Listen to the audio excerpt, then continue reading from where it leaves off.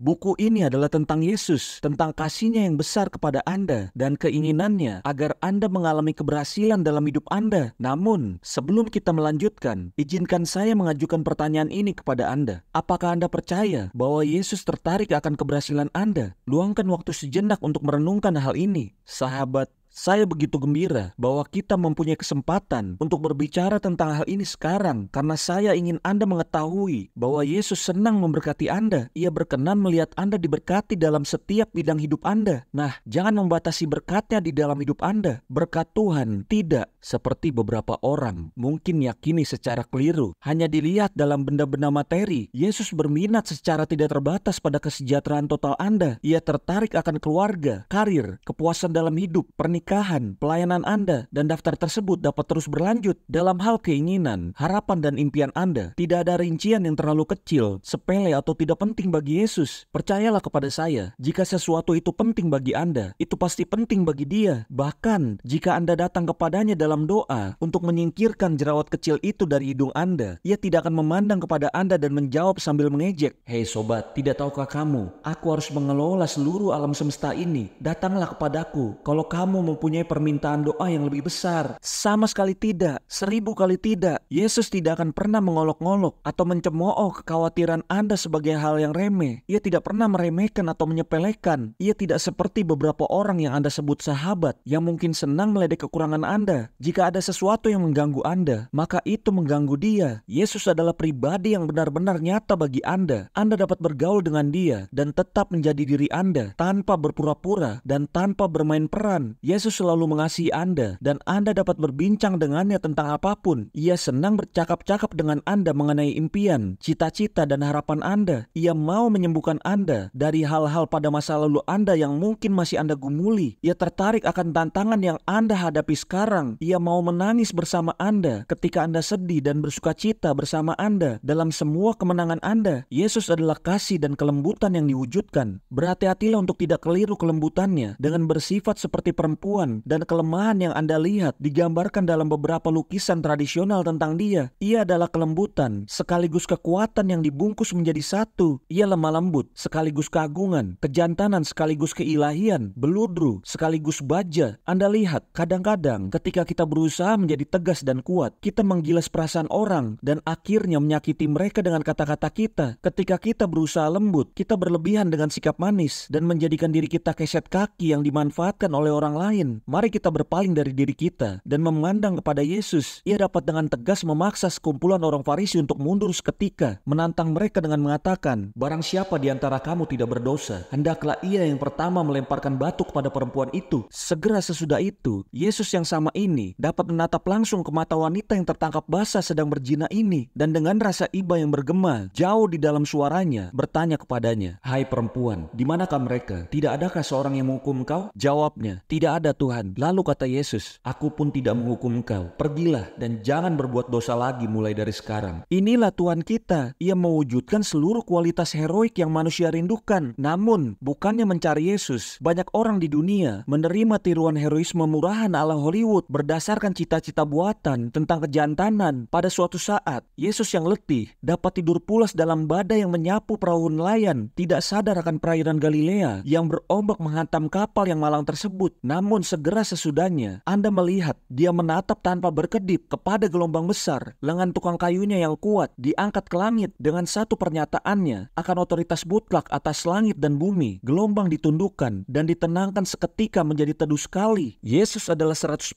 manusia dan pada saat yang sama 100% Tuhan. Sebagai manusia, ia mengerti dan mengetahui semua yang telah Anda alami, sedang alami, dan akan alami dalam kehidupan ini. Ia tahu, misalnya, apa artinya menjadi lelah setelah hari yang panjang. Namun, sebagai Tuhan yang penuh kasih, semua kekuasaan, otoritas, dan sumber dayanya ada di pihak Anda. Apakah Anda mengetahui bahwa Anda penting bagi Yesus? Mengetahui dengan jaminan penuh di dalam hati Anda bahwa Yesus mengenal Anda dengan sempurna, namun tetap menerima dan mencintai Anda dengan sempurna. Ketika Anda mulai memahami, Anda akan menyadari bahwa itu benar-benar kemurahan yang tidak layak Anda terima. Kemurahan dari Yesus yang Anda tahu Anda tidak pantas mendapatkannya, tidak layak dan tidak dapat mengupayakannya sendiri, yang akan menyempurnakan setiap ketidaksempurnaan dan kelemahan dalam hidup Anda. Jika Anda menghadapi tantangan seperti kekurangan dalam bidang apapun, kecanduan, ketakutan, penyakit, atau hubungan yang rusak, kemurahan Yesus yang tidak layak Anda terima ini akan melindungi, melepaskan, mensejahterakan, memulihkan Anda. Kemurahannya akan mengubah Anda menjadi utuh, dan kebaikan Tuhan, bukan usaha dan upaya Anda sendiri, yang akan menuntun Anda untuk hidup berkemenangan demi kemuliaannya. Beberapa tahun yang lalu, saya menyampaikan kepada jemaat saya bahwa pada dasarnya ada dua cara Anda dapat menjalani hidup Anda. Yang pertama adalah bergantung sepenuhnya kepada upaya Anda sendiri, dan yang satu lagi adalah bergantung sepenuhnya pada kemurahan yang tidak layak Anda terima dan berkat Tuhan. Bagi saya dan keluarga, pilihannya sangat jelas. Saya bersandar kuat pada kemurahannya dalam setiap bidang kehidupan saya, pernikahan, keluarga, gereja, dan hal lain yang saya mungkin terlibat di dalamnya. Sekarang, Anda mempunyai pilihan untuk menjalani hidup Anda berdasarkan sepenuhnya pada usaha Anda sendiri, atau bersandar sepenuhnya pada kemurahan Yesus yang tidak layak Anda terima. Hanya ada dua cara. Entah Anda bergantung pada kemurahan yang layak Anda terima melalui upaya Anda sendiri, atau Anda diberkati oleh kasih karunia, yaitu kemurahan yang tidak layak Anda terima melalui salib dan ketaatan Yesus Kristus. Yang pertama adalah cara dunia, yang kedua adalah cara Tuhan. Cara dunia untuk berhasil adalah berdasarkan meritokrasi, sistem politik yang memberikan penghargaan lebih kepada mereka yang berprestasi atau berkemampuan. Cara Tuhan untuk berhasil dalam perjanjian baru bertentangan langsung dengan itu, dan didasarkan pada kemurahannya. Anda tidak dapat mengupayakannya. Anda tidak mungkin layak mendapatkannya. Anda tentu tidak pantas mendapatkannya. Keberhasilan datang melalui kasih karunia Tuhan dan melalui kuasa yang dicapai di Kalvari. Ini bertentangan dengan setiap bagian dari sistem dunia yang Anda pernah pelajari atau andalkan. Jalan-jalan Tuhan lebih tinggi dan selalu membawa keberhasilan yang baik dan kekal. Sahabat, tidak ada jalan tengah. Anda tidak dapat mencampur usaha Anda sendiri dengan kasih karunia Tuhan. Pilihlah kemurahannya, dan semua kemuliaan tertuju kepada Yesus. Setiap keberhasilan, kesempatan, berkat, atau terobosan, baik dalam kesehatan, keluarga, atau karir Anda, keberhasilan dalam setiap aspek kehidupan Anda, datang melalui kemurahannya yang tidak layak Anda terima, tidak pernah oleh Anda. Pendeta Prince, bukankah seharusnya ada bagian untuk manusia kerjakan dan ada bagian lain untuk Tuhan kerjakan? Bukankah manusia seharusnya melakukan yang terbaik dan membiarkan Tuhan melakukan selebihnya? Saya sangat senang Anda mengajukan pertanyaan ini. Anda lihat, ketika orang mengatakan bahwa manusia memiliki bagian untuk dimainkan, maka yang mereka lakukan akhirnya adalah datang dengan daftar persyaratan yang manusia perlu penuhi agar memenuhi syarat untuk mendapatkan berkat-berkat Tuhan. Mereka mengatakan hal-hal seperti, agar Tuhan menjawab doa-doa Anda harus melakukan ini dan itu, dan tidak melakukan ini dan tidak melakukan itu. Sementara itu, daftar apa yang harus dan yang tidak boleh dilakukan agar orang memenuhi syarat bagi berkat Tuhan terus berkembang. Sekarang, mari kita berhenti di sini. Bukankah daftar persyaratan yang harus Anda penuhi agar Tuhan memberkati Anda ini terdengar sangat akrab bagi Anda? Saya percaya bahwa banyak dari mereka yang bersikeras tentang persyaratan ini adalah orang yang berniat baik dan tulus. Namun, yang mereka lakukan adalah mengarahkan orang lain kembali ke perjanjian lama hukum Taurat, entah secara sadar atau tidak sadar. Begitulah hukum Musa bekerja. Di bawah perjanjian lama, berkat Tuhan bergantung pada pemenuhan manusia akan daftar persyaratan. Namun, kita tidak lagi berada di bawah perjanjian lama hukum Taurat. Ini bukan kekristenan. Hari ini, kita berada di bawah perjanjian baru yang didasarkan sepenuhnya pada penghapusan dosa-dosa kita oleh darah Yesus. Sebab, jika darah domba jantan dan darah lembu jantan dan percikan abu lembu muda menguduskan mereka yang najis, sehingga mereka disucikan secara lahiriah, betapa lebihnya darah Kristus yang oleh Roh yang kekal telah mempersembahkan dirinya sendiri kepada Tuhan sebagai persembahan yang tak bercacat, akan menyucikan hati nurani kita dari perbuatan yang sia-sia, supaya kita dapat beribadah kepada Tuhan yang hidup. Bergantung pada usaha Anda sendiri untuk layak mendapatkan kemurahan dari Tuhan dianggap perbuatan yang mati. Tuhan rindu kita bergantung sepenuhnya pada kemurahan Yesus yang tidak layak kita terima. Hanya untuk memperjelas, bukan Joseph Prince yang mencari-cari kesalahan pada perjanjian lama. Tuhan sendiri berkata, sebab sekiranya perjanjian yang pertama itu, perjanjian hukum Taurat, tidak bercacat, tidak akan dicari lagi tempat untuk yang kedua, perjanjian kasih karunia. Kehidupan Kristen saat ini tidak didasarkan pada apa yang Anda lakukan atau tidak lakukan. Kenyataannya adalah bahwa kehidupan Kristen bukanlah sebuah agama sama sekali. Ini adalah tentang memiliki hubungan yang didasarkan sepenuhnya pada menerima apa yang Tuhan sendiri telah kerjakan di kayu salib. Ketika Anda menerima sepenuhnya apa yang Yesus telah perbuat bagi Anda, maka perbuatan Anda akan mengalir dengan dengan mudah. Dengarlah apa yang Rasul besar kasih karunia Paulus katakan tentang ini. Tetapi oleh kasih karunia Tuhan, aku ada sebagaimana aku ada sekarang, dan kasih karunia-Nya kepadaku tidak sia-sia. Sebaliknya, aku bekerja lebih keras daripada mereka semua, tetapi bukannya aku, melainkan kasih karunia, kemurahan yang tidak layak aku terima. Tuhan menyertai aku jadi sahabat. Untuk menjawab pertanyaan Anda, saya akan mengatakan, jangan khawatir tentang apa yang menjadi bagian manusia. Fokuslah seperti Paulus, sepenuhnya pada bagian Yesus, kasih karunia dan kemurahannya atas hidup Anda, dan Anda pun akhirnya akan diberikan kekuatan oleh Tuhan untuk lebih banyak berdoa, lebih banyak membaca Alkitab, dan lebih banyak melayani Tuhan dan komunitas Anda. Hanya karena kemurahan Tuhan tidak sia-sia dalam hidup Anda